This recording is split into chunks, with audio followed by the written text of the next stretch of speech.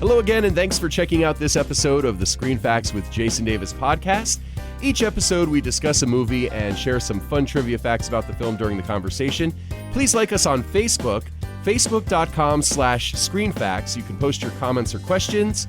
You can also tweet me at Jason Davis Voice or email screenfacts@yahoo.com.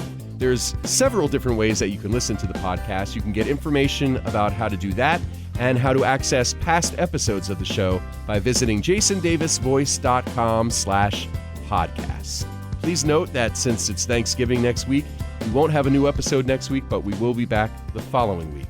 Joining me on this episode of the podcast, my good pal, the one and only, Erik Reitz. Yo, yo, yo, what's up, Jason? Great to have you back. I'm thrilled, as Always a pleasure. Love being here. I appreciate it. I happen to know, the listeners don't, that you are a big Monty Python guy. Huge. And somewhere down the road, we might do a Monty Python movie on the podcast. Or two. Okay, maybe. I'm not as much of a Monty Python guy. Right. Maybe after watching one or two of the movies again, I might feel differently. Hey, I let you bring me to a Kiss concert. That's right. So I owe you, right? It's your time to own up on your half of the bargain there. You had fun at that concert, though. I had a great time, even with that crazy Except for chick the behind. skank that was behind I us. didn't mind that skank at all. I did. She was annoying as I shit, know. man. You were ready to hit her. Oh, I was like, no, dude, I would calm never hit a down. woman, but she was so drunk, we probably could have blown on her and she would have fell backward into her seat. Yeah, so we're not talking about a Monty Python movie today, but we're talking about the next best thing, I suppose. Yes. A couple of Monty Python guys in this one. A Fish Called Wanda. Great movie. I gotta say, it's been a long time since I've seen this movie, and I really enjoyed watching it again, and I forgot how funny it is. You know what? I'm thinking the same thing. When I saw it when it first came out, I was like, yeah, okay, fine. And then years later, Kathy wanted to watch it, and we watched it. So this is, I don't know, 10, 12 years ago. I was like, okay, a little funnier.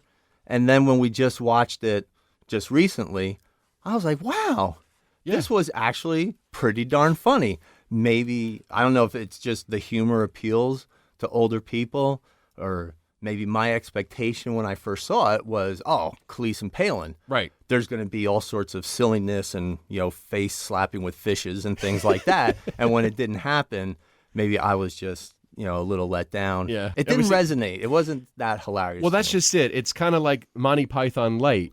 Monty Python is very silly kind of humor. Yes. You were thinking that you were going to be getting that, and it's not that. Well, even, the title, A Fish Called Wanda. Right. You're just thinking, that's kind of wacky. Yeah. Well, it makes sense when you see the movie, though.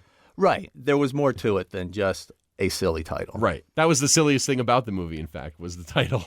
Well, pretty much. John Cleese dancing around naked was pretty silly, Yeah, that was too. pretty silly. And there's a lot of farcical kind of stuff in this movie, and I think that's certainly synonymous with British humor, right? Oh, absolutely. John Cleese actually wrote the movie.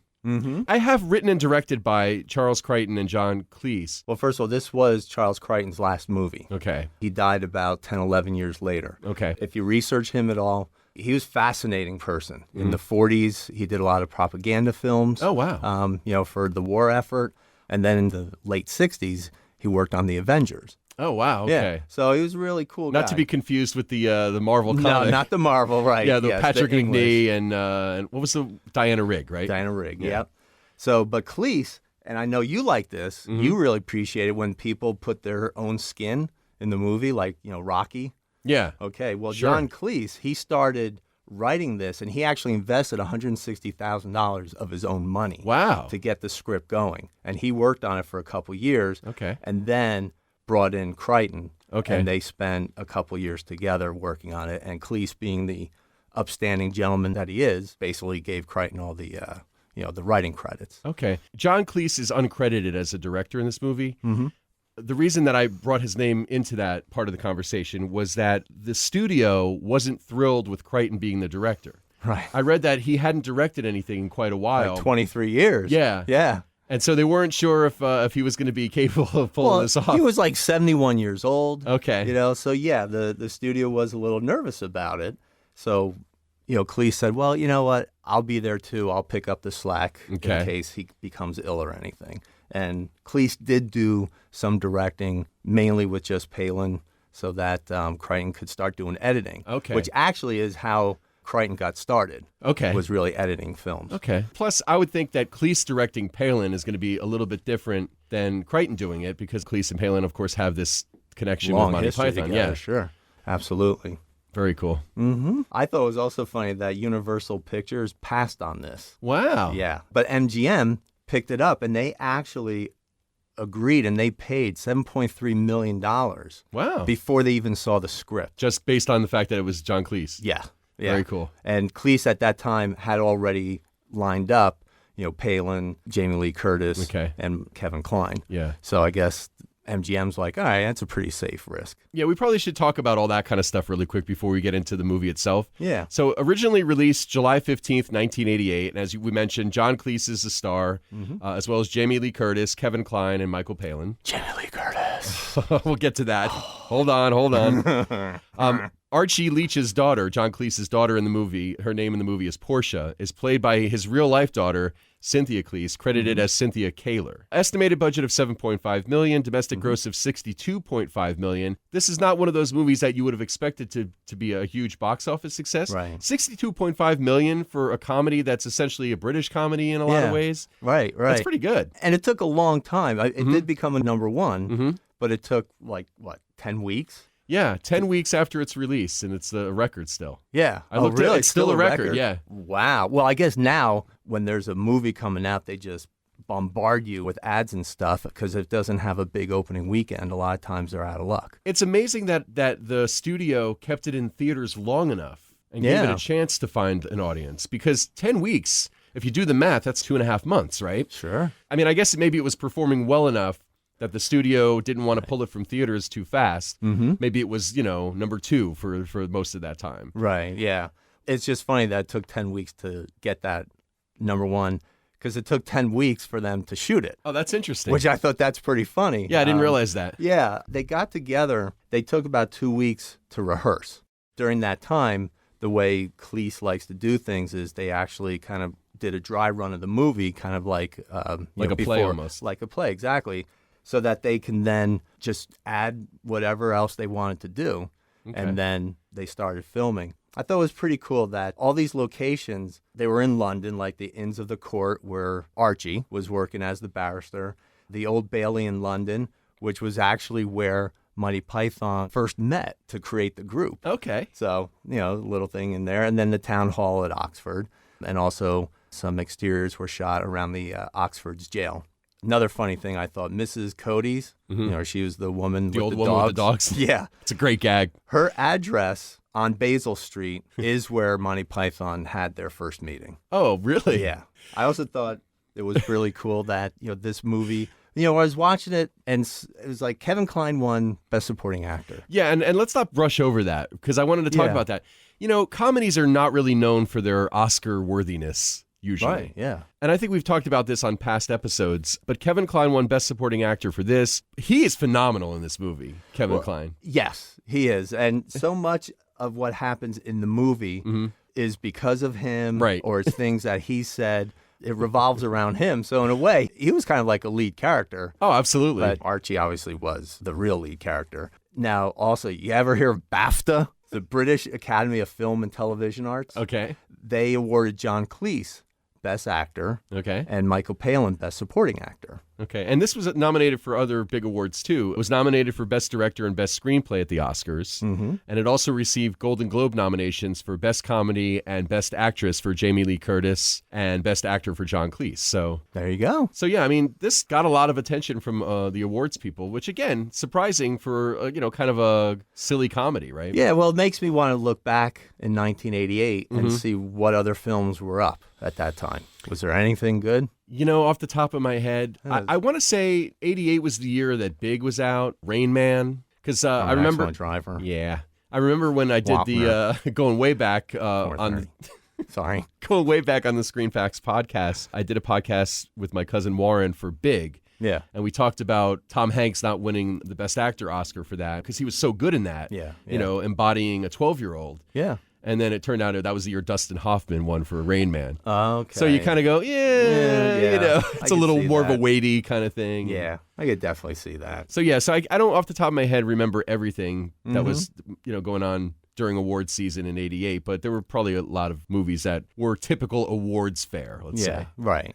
So A Fish Called Wanda is the most successful film that features Monty Python guys. Cleese considers this to be his favorite film, although he considered his previous film, Clockwise, from 1986, to be the best script which had been written for him as a lead. Well, so also Fish Called Wanda was also the debut production of Prominent Features, which is a company formed by Terry Gilliam, Eric Idle, Terry Jones, and Michael Palin. Okay. So not bad, your first one out the gate.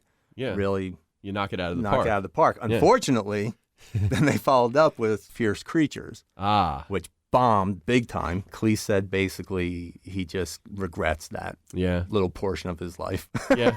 And when you talk about it being a great comedy, you said it's like in the top 50? Yeah, Premiere voted it as one of the 50 greatest comedies of all time in 2006. Which at first is like, really? It was that funny? But when you think about it, for me anyway, I think there's just some really great standalone lines that are hilarious. And they're not your typical, fart jokes or, penis jokes or anything like that. A couple that come to mind is when Wanda and Otto, they're arguing because Otto just keeps making one mistake after the other. And, she ends up, and he thinks of himself as an intellectual. Right. Because Otto, even though he's a hitman. Yeah, because he reads Nietzsche. He says he studies Buddhism. Yeah. He speaks Italian-ish. And, formaggio. Okay, well, Parmigiana. Wanda, they're having this fight. She says, let me correct you on a few things. And I love this. This is great. She says, Aristotle was not Belgian. The central message of Buddhism is not every man for himself. And the London Underground was not a political movement. So I just think those are some great standalone lines. And it's just funny because Kevin Kline's character, Otto, he's always trying to not only sell himself as this intellect, but he's always talking about how snooty and elitist you English people are and everything else. Yes, and he's so foul-mouthed. Yeah. Like he's having this argument with Archie, and he's just like, you limey bastard, fuckface, asshole. I'm like, holy crap, man. And then when he's like taunting the fish, fucking you limey fish. Limey fish. You're talking a little bit about some of the names. Like there was some fun stuff with names. Yeah, there's a lot of cool things with names. I thought it was great that the actor Tom Georgeson plays George Thomason. Oh, that's funny. Yeah. And then John Cleese, his character is Archie Leach, which is Cary Grant's real name. And he chose Grant's real name because he was born 20 miles away from where Grant was born. Right. And John Cleese said that it was the closest he could get to being Cary Grant, so... And there was also something with Jamie Lee Curtis, right? Jamie Lee Curtis was listed as Jamie Lee Schwartz on all the call sheets for the movie because John Cleese thought it was funny that her father, Tony Curtis's real name is Bernard Schwartz. Oh, and it is funny. Yeah. And then there's the thing with Otto, too. Otto suggests possible snitches to George, and he suggests Kevin Delaney, which are Kevin Kline's first and middle names. Oh, okay. Yes, right. Yeah. In the scene when they've turned in George. Yeah. I talk about the stuttering. I found it very interesting that his stutter actually disappeared early in the movie when he was talking with Wanda. Like Wanda seemed to be able to calm him down. Michael Palin's father was a stutterer. Right. So he used a lot of the real life experience that he had dealing with his dad when he was playing Ken, including the fact, like you said, that the stutter was kind of less pronounced when he was around people that he was comfortable with. Okay. Wanda and George. Which is funny, though, and what was awesome, that at the end of the movie, when he runs over Otto, he loses his stutter forever. It was like an empowering moment for him. Exactly. And, and in the audience, I remember we're cheering for him and everything. Ken was a tough character. Okay, he had a stutter, so what? But that pissed a lot of people off. I would never laugh at a stutterer in real life. Right. Or anybody with a disability, for that matter. Right. Well, at first, we weren't even laughing at him stuttering. Right. We really weren't. Right. It was more how Otto was reacting to him. Right. That's true, actually. And Otto being a dick. There was no laughing. The only time I remember laughing, and I'm not even going to say at Ken, is when Otto's torturing him. Yeah. And you're wondering, it's he's got the French fries up his nose. He's got the apple or something in his mouth. Right. He can't breathe. And it's like, how the heck is he even breathing? Right. And that's when he doesn't he blow the chips out of his nose? Yes. Right. Yeah. A lot of people were angry. Actually, there were people protesting MGM headquarters when the Academy Award nominations were announced. Yeah. So MGM eventually donated, and hold on to your hats, $2,500 to the National Stuttering Project. Oh, wow. Ooh, big generosity there. Well, Michael Palin went on to found the London Center for Stammering Children after a group of stutterers confronted him regarding the sensitivity with which he dealt with Ken's handicap in the film. Oh, okay. So, I mean, I don't think people were mad at Palin. I think anytime you have somebody with some sort of a disability and it's highlighted in, you know, for comedic effect, right, people are going to get their panties in a wad. And I don't know how I feel. I don't think it's right to make fun of people that are disabled in some way. Right. It's a comedy. But in my mind, right, and we weren't laughing at Ken. Right. And at the end, we're laughing at how poorly Otto handles that situation. And then the only time you say, okay, we're laughing at him when Archie is trying to get but that's a situation. Right. It's like, you know, a stand-up comedian marrying a woman who he hates the sound of her laugh. Right. You know, it's like, it's just a ridiculous situation. So that's funny. So it's funny. ABC TV planned to edit when they were going to show on television. They were going to take out a lot of the stuttering scenes. But Cleese and the producer, Michael Schamberg, disapproved of the edits, and they were disappointed that ABC failed to preserve the film's original humor by accommodating these pressure groups. I know that when it was shown on TV, I read that they cut out the chips up the nose stuff. They thought that was too much. That was definitely not too much in my mind at all. What would have been too much is, you know, when Palin's character was trying to kill the little old lady because she was the witness. Stuff. Right. She was the witness to this, and she had 3 dogs. Right. And, you know, Ken was an animal lover. Right. He had no problem killing people. Right. He could kill the old lady, not a problem at all. He had no problem with it. And, you know, there's different ways. You know, he ended up killing all 3 dogs one by one. The third one, when he killed it by shooting the safe, the safe fell down very Bugs Bunny. Right. I thought. Absolutely. The safe it's so hits the dog. preposterous. Oh, ridiculous. Yeah. Or maybe it was, I'm sorry, I think when he ran over the other dog with the truck, and you saw the dog like flattened out. Right, like a cartoon. It was very cartoonish, like they used, you know, straw and stuff. Right. Because they actually had filmed with using like pig intestines and stuff like that. Oh my God. And they just thought, wow, this is just too gruesome. Yeah, no, that it's kind of detracting away from the, you know. Yeah, it's got to be cartoonish. Otherwise, you start to go, oh my God, that's like cruelty to animals, right? Yeah, exactly. Yeah, so, but when the safe falls on the dog, I mean, come on. How do you not laugh at it? I love dogs. You love dogs. I was just going to say, you will be hard pressed to find somebody who loves dogs more than me. Exactly. And I've seen you love dogs. If it gets cold enough. If it gets cold enough. No, seriously though. I mean, I love dogs. I love animals, and you know, I never want to see. It's like most people say this. You know, kill anybody you want in a movie, but if something happens to the dog, we go nuts. Oh yeah, absolutely. But in this movie, I mean, I can't even. You know, I'm laughing my ass off because it's so ridiculous. Of course, it's ridiculous. How the safe falls on the dog, right? And then she's walking away, and you she's hear got the leash, the retractable leash, right? And you hear it. Yeah, it stops, and then she follows it back, and she's like, huh? Yeah, and then finally. She keels over from a heart attack. Oh my God. And he's giggling behind with the crowd gathers around. Right, yeah, the crowd's there and he starts laughing and it's like, wow. So in the robbery scene... the robbery scene. Yeah, they're robbing the bank and I thought the scoring during that scene was very T.J. Hooker. That was the note I made. Yes. For whatever reason, it just struck me as funny that and I'm wondering if that must have been on purpose. To give it a little cheesiness, you think? It's hard to say if like they purposely chose like, you know, cheesy cop TV show music, or if that's just what was popular in 1988 or 87 when they made the movie. In 88, I don't think so. I think that was more tongue-in-cheek stuff. Maybe. I mean, it works. Oh, it definitely worked. It made me laugh because I thought, this very T.J. Hooker. Doesn't go with it. In the scene, Kevin Kline's Otto shoots a crossbow at a sensor that opens the safe door. Right. Kevin Kline actually shot that. Oh, really? 2 takes. He nailed it on the second take. Oh, very good. Yeah, which I think is kind of a pretty cool That little is thing. a pretty cool thing. Yeah. Well, he seems like a man's man. He sniffs his armpits. Well, yeah, what was that? It's probably something an ape would do, maybe. I don't know. Oh, maybe. Yeah, that's my guess. Then, well, in the sex scenes, like, yeah, he smells his armpits, and he takes off Wanda's boots, and he's, like, smelling her boots. Yeah. Kathy found that hilarious. That's pretty funny. Really? Okay, it's funny. Yeah.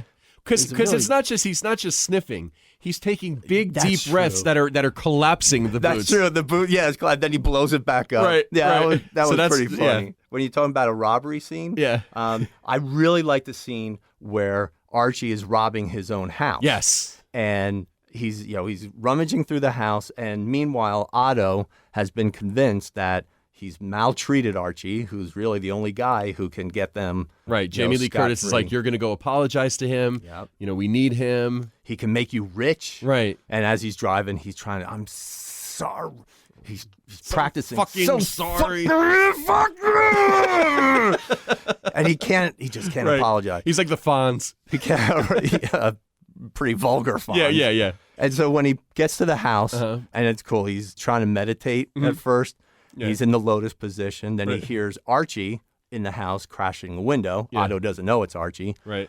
So He thinks Archie's house is being robbed by a burglar. Otto goes in thinking Springs into action. he's gonna be a hero here Right. and maybe get Archie on his good side.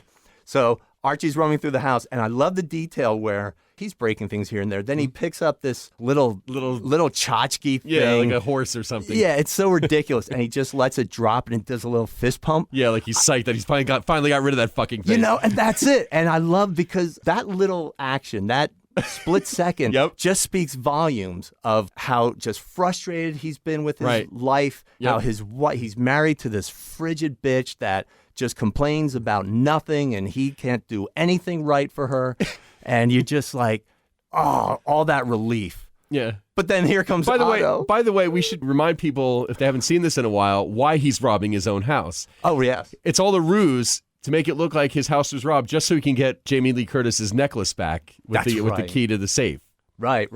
See, there's so much in this Yeah, movie. there's so many little things that you know. Yeah, if we go out of order, we can't grab everything. Right Oh, yeah, away. forget So it, go yeah. see the damn movie. Yeah, watch the movie again. Don't for listen crying to out loud. us. But yeah, so he goes in there. Otto comes in there thinking he's gonna save the day. Yes. And stop this burglary from happening. And he starts beating up who he doesn't know is John Cleese. Right. Is So Archie. he starts beating up Archie, and Yeah. he's like, "Oh, sorry. Oh, I'm sorry. Sorry. Oh my God, I'm sorry. Why would you be breaking in your own house?" Why are you robbing your own house? And he kicks him in He the starts stomach. kicking him, and he's sorry. sorry. Like, oh my God, it's That's great. why he's so good. He's so good. Yeah. Oh my God, Yeah. Kevin Kline, brilliant. Love him. Okay. And Kevin always wanted to speak. He wanted to speak French. Yeah. Okay. He's always speaking Italian to Wanda to woo her.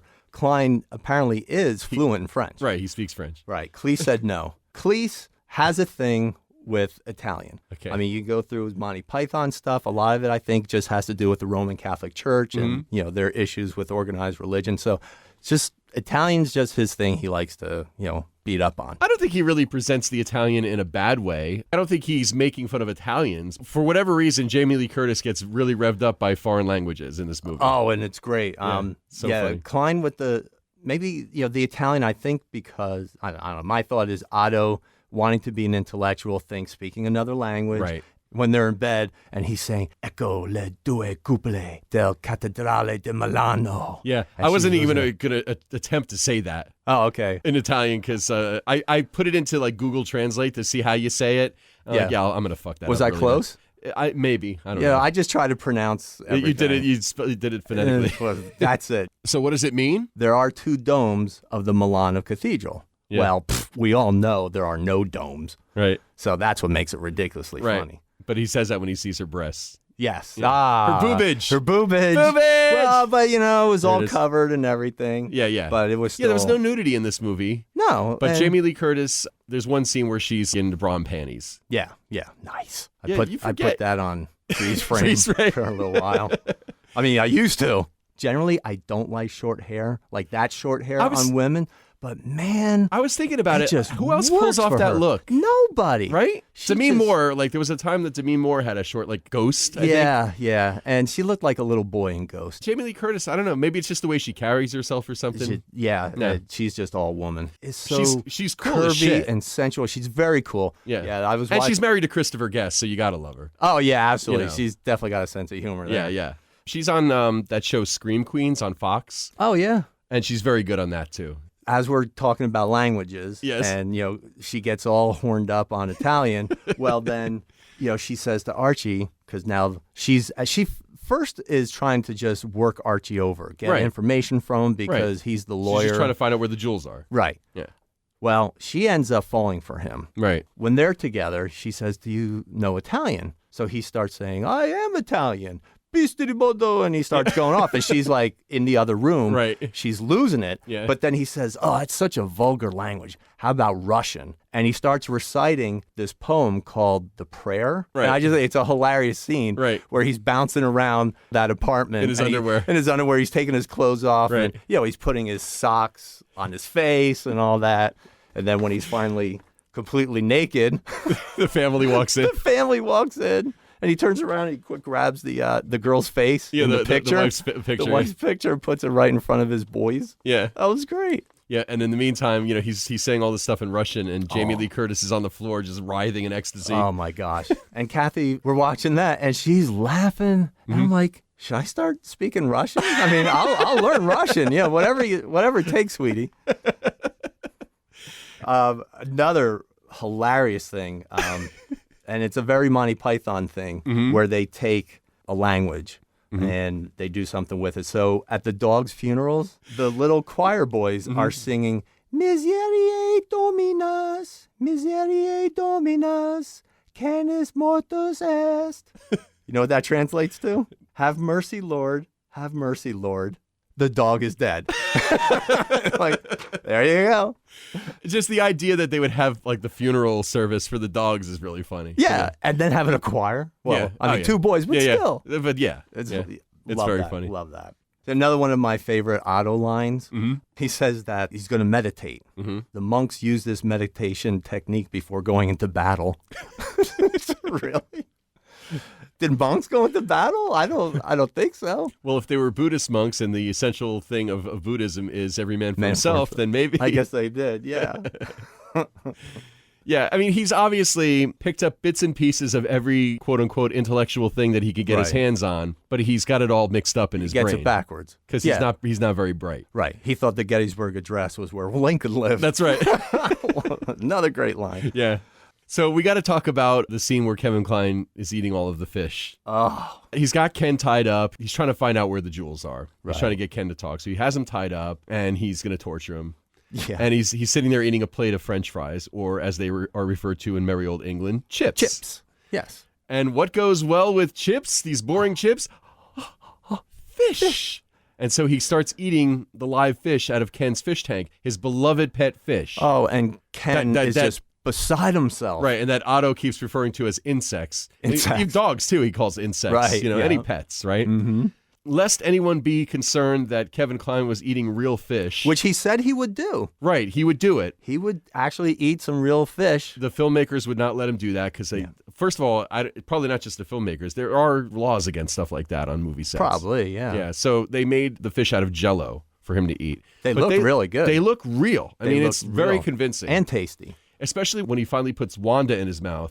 Right. And the tail tail's fin is kind of hanging out of his mouth a little bit. Because, he's real. Because at this time, by that time, he's eaten like 40 fish. Yeah. And I love it. He's like, the green ones. Eat the green ones. Stay away from them. They're not ripe. And it's like, that's so sick. And Palin was so good at just showing this distraught and this overcome with, sadness. It was fantastic. Meanwhile, he's got French fries up his nose. It was awesome. There's an expression in the world of comedy: if something succeeds in making people laugh, they say it killed. Right. Well, this film literally killed. 1989, a Danish man named Ole Benson literally laughed himself to death during the scene where Ken has the chips up his nose. Oh, man. His heart rate went between 250 to 500 beats per minute. Whoa. And he went into cardiac arrest. Oh, crap. The story goes like this. Benson had made a joke a few years earlier with his family during dinner where he put a piece of cauliflower up his nose and then he asked everybody else at the table to do the same. Mm-hmm. And they made a bet who could eat their carrots without the cauliflower falling out of their noses. Oh, my gosh. I want to be invited to dinner at that house, That's right? a fun house. So when the scene comes up with Ken with the chips up his nose, he started remembering the family dinner, and he just started to laugh so hard. And originally, people thought, oh, that's an urban legend. It didn't really happen. But his son actually confirmed the story, yeah. Oh, my goodness. That's so what? Wow. Well, obviously, that's a sad note. That's kind of a weird way to go out, right? It is a weird way to go out. I don't want to leave on such a sad note. Oh, well, our hearts go out to that family. My dad died watching a movie. Watching a comedy. Yeah. He laughed himself to death. And I sued MGM and got $1 million. Oh, I don't think you can sue for that. No. I'm not a lawyer. They say you can sue a,